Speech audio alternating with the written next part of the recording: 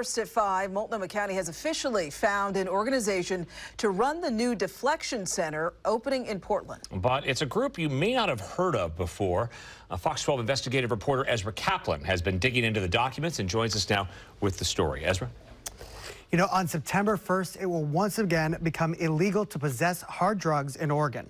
By then, the county plans to have a system in place to provide an alternative to going to jail. And they're leaning on an organization from the other side of the country to get it done. When the legislature essentially rolled back Measure 110 in April, they had clear instructions to counties around Oregon.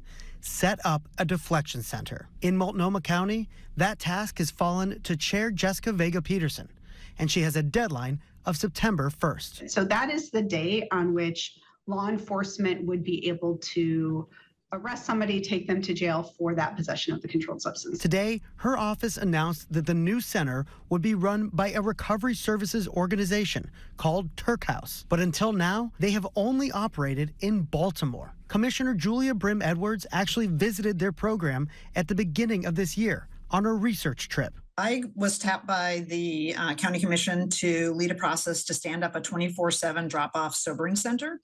And as part of that work, I traveled to Baltimore and a couple other places in the country that have successful sobering centers, which we know is a critical piece of making our community safer and helping those suffering from addiction. The Turk House was one of 5 organizations that responded to a request for information about the project put forth by the county in June. Fox 12 obtained all the submissions and found that only 2 organizations were interested in providing their services. In their proposal, the Turk House said it would cost $1.5 million to operate the center each year. The actual contract hasn't yet been shared. I'm going to be interested in looking at the county contract. I haven't seen it yet to see what services and what the expectations are for the Turk House, and also how in a very short period of time, as a provider that's based in Baltimore, they'll be able to stand up services here. And there is a lot of work to be done in that short time. The building for the new facility has sat vacant for over a year, and work can't begin until a budget is approved. That won't happen until Thursday at the earliest. And during a meeting of local public safety leaders yesterday, Vega-Peterson's office laid out additional limitations on what to expect from the deflection center.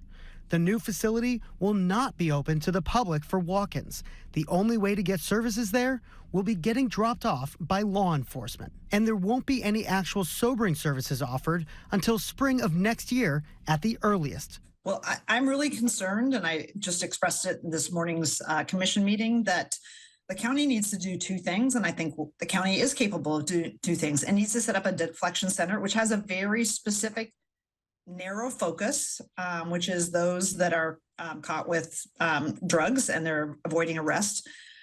But we also need to be able to set up a 24/7 drop-off sobering center because that will actually impact thousands of more people. Commissioner Sharon Meeran told Fox 12 in a statement, "I only learned that the county was hiring this organization when I saw the press release."